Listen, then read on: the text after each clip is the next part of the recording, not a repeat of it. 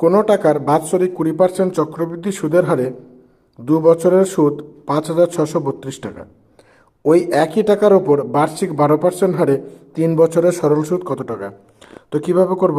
প্রথমে আমরা এবি সূত্র প্রয়োগ করে কত পার্সেন্ট কম্পাউন্ড ইন্টারেস্টের ওপর আসল কত সেটা আমরা বার করব। কিভাবে করব?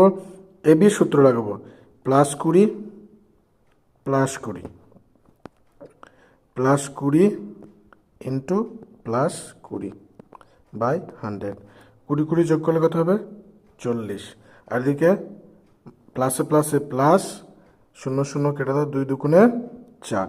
তাহলে 44% কম্পাউন্ড ইন্টারেস্ট এর সুদ হয়েছে। তাহলে সেটা কত বলেছে আমার? 5,632 টাকা। তাহলে 5,632 টাকা হচ্ছে কম্পাউন্ড ইন্টারেস্ট বেরিয়েছে। এবার বলেছে আসল কত? যদি 44%-এর ভ্যালু যদি 5,632 হয়, তাহলে 100%-এর ভ্যালু কত? তাহলে 5,632 ডিভাইডেড বাই 44 ইন্টু 100। এবার এই টাকাটা হচ্ছে তো আসল। এই আসলের ওপর কি বলেছে? আমাকে বার করতে হবে 12% হারে 3 বছরের সরল সুদ কত। তাহলে 3 বরং 36% সরল সুদ হবে। তাহলে 36% সরল সুদ হলে কত হবে? 36/100।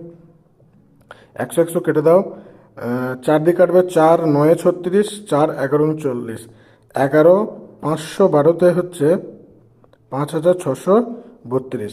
তাহলে 512 ইন্টু 9, 512 ইন্টু 9। তাহলে 2 9 18, 8 হাতে গেলো 1, 9 1 10 0 হাতে গেলো 1, 5 9 45, 46, 4,608 টাকা কী হয়ে যাবে আমার? সরল সুদ। সরল সুদ। তাহলে option A is right answer.